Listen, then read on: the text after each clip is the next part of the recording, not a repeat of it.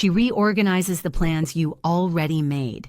She texts to find out where you are, even when you told her 20 minutes ago. Before you can commit to anything on the weekend, she needs to know about it first, approve it, fit it into the version of events she already built in her head.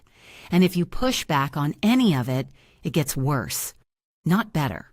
Most people read that behavior as a power move, controlling, bossy, dominant, and they respond to it the same way they pull away, they resist, they argue, which just tightens the grip. But that's not what's actually happening. What looks like control is fear that got very good at disguising itself. By the end of this, you'll understand exactly where that fear comes from, how it takes over a relationship, and why the way most people respond to it makes the whole thing spiral. 3 parts where it starts, how it shows up, and what's really going on underneath when she does it. Picture a kid who grew up in a house where the mood could shift without warning. Maybe a parent who was warm one day and completely checked out the next. Maybe conflict that came out of nowhere and disappeared just as fast. Maybe just a general feeling that nothing was stable, nothing was guaranteed, and you could never quite predict what was coming. That child's nervous system learns something early.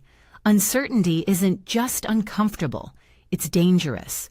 And when a nervous system decides that, it doesn't wait around for danger to show up. It starts scanning. It starts trying to control whatever it can reach. Because if you can predict the outcome, you're safe. If you can engineer the variables, nothing can catch you off guard. That's not a character flaw. That's a child surviving the environment they were handed. The problem is the brain doesn't automatically retire the strategy once the environment changes. It carries it forward. This is where attachment theory becomes useful. When caregivers are inconsistent, sometimes loving, sometimes distant, sometimes frightening children develop what's called an anxious attachment style. Love starts to feel conditional. Other people's presence feels unreliable. So instead of learning to trust, the child learns to manage. They manage moods. They manage expectations. They manage the people around them because that's the only way connection ever felt safe. She grew up. But that part of her brain didn't get the update. The adult version of that child doesn't feel safe unless she knows what's coming. So she engineers the variables. She builds the plans, tracks the timelines, monitors the small deviations. Not because she wants to run everything, but because her nervous system was trained to treat unknown as a category of threat. Here's a concrete example of how that plays out. She asks where you're going. You assume it's jealousy or distrust, or she just wants to control your movements, and that assumption makes you defensive. But that's not what's running in the background. What's running is a threat detection system that flags any gap in information as a potential danger, because gaps were dangerous once. She's not suspicious of you specifically. She's responding to the part of her brain that never learned how to sit with not knowing. The survival script she wrote as a kid had one rule: stay on top of everything, and nothing will blindside you. That rule kept her safe then. In a relationship, it creates exactly the pressure that makes people want to leave. And here's the thing that matters most about this part. Her need to control isn't really about you. You're not the source of the anxiety, you're just the person standing closest to it when it fires. She wrote this script long before she met you, in a house that gave her no other option, with a nervous system just trying to make it to the next day without something falling apart. That doesn't mean you absorb it. It means you understand what you're actually dealing with. So that's the root. But roots don't stay underground, they push up through everything. Here's how it actually looks day to day. The first way it shows up is in how she manages you directly. The constant check-ins. Needing to know the plan before the plan is even finalized. Correcting the way you load the dishwasher, the route you take to get somewhere, the wording in a text you showed her. Small things. Things that shouldn't matter. And when something shifts from what she expected, you're home late, you change the reservation. You forgot to mention something, the reaction doesn't match the size of the event.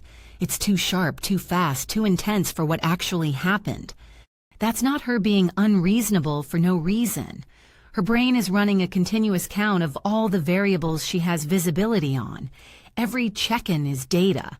Every confirmed plan is one less unknown. When something comes in that wasn't in the model she built, her nervous system doesn't register it as a minor inconvenience. It registers it as a breach, because the whole point of tracking everything was to make sure nothing slipped through.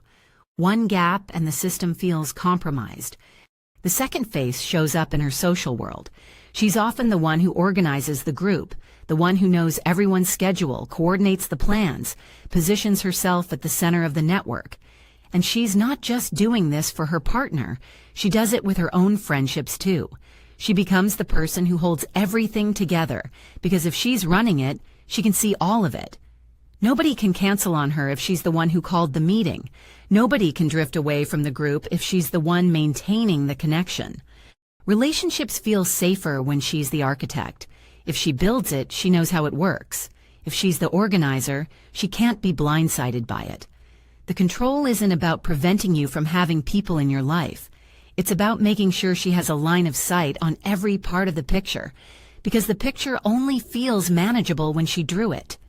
The third face is the one that usually creates the most friction. She needs a plan for the future, a timeline, a clear stated answer about where things are going, not someday now. And if you give her a vague answer or ask for more time to think or say you're not sure yet, what she hears underneath that isn't, "I need a bit of space to figure this out." What she hears is, "This is undefined," and undefined, to her nervous system, sounds exactly like about to fall apart. That's not a demand for control over your life. It's a fear response dressed up as a relationship conversation. And here's the pattern that makes all three of these faces worse over time. The more you pull away from the checking, the planning, the correcting, the more it intensifies. You go quiet, she pushes harder. You resist the check-in, she adds another one. You cancel a plan without warning, and she doesn't just get annoyed. She gets activated. Because that one unexpected change doesn't land as a normal event. It confirms the fear she's been managing the whole time, that things can shift without notice, and she won't see it coming. The behavior is loudest right before she feels safest. It's not a fixed setting, it's a signal. Now here's the part most people miss entirely. Underneath all of it, the checking, the organizing, the need for answers, there's something that has nothing to do with wanting power over anyone. The control is a symptom. The source is a constant low-level fear that things will fall apart and she won't see it coming. Psychologists call the underlying state hyper-vigilance. It's what happens when the brain's threat detection system gets stuck in the on position. It keeps scanning even when the environment is safe. It keeps looking for the problem that hasn't happened yet because the cost of being caught off guard once felt too high. She's not doing this because she enjoys it. She's doing this because her brain never got the signal that it was okay to stop. And that's exhausting in a way that's hard to explain to someone who hasn't lived it. She doesn't get to relax into the relationship the way other people do. Every moment of calm feels temporary. Every stretch of stability feels like something she has to maintain rather than something she can trust. The bossiness, the sharpness, the constant correcting that stress inoculation. She's trying to neutralize the threat before it lands. If she catches the problem early enough, manages enough of the variables, stays one step ahead, then the pain she spent her whole childhood bracing for might not arrive. That's the logic running in the background, even if she couldn't tell you that's what it is. This is exactly why telling her there's nothing to worry about doesn't work. You're speaking to the rational part of her brain. The program running this behavior doesn't live there. Logic lands on the surface. The fear is running underneath it. And here's the irony that makes the whole thing harder. The tighter she holds on to the relationship, the more she pushes away the security she's trying to build. She usually knows that too, which just adds another layer of anxiety on top of everything else. She can see it happening and can't stop it. You can't argue her out of this pattern, but understanding it changes how you respond, and that response is the one variable in this entire dynamic that you actually control. So here's what to actually do with this. Stop reacting to the behavior and start responding to what's underneath it. the checking, the correcting, the need for a plan. That's not the problem, it's the signal. When you treat it like the problem, you feed it. The second thing, be consistent in the small stuff. You don't have to be perfect. You just have to be reliable. Every time you do what you said you'd do, her nervous system gets a tiny piece of evidence that the environment is safe. That adds up over time in a way that no conversation ever will. And when she spirals, don't argue. Just name it quietly. It feels like you're worried about this. That reaches somewhere logic can't. Once you see the fear behind the behavior, you stop being the target. If this clicked, watch the next video.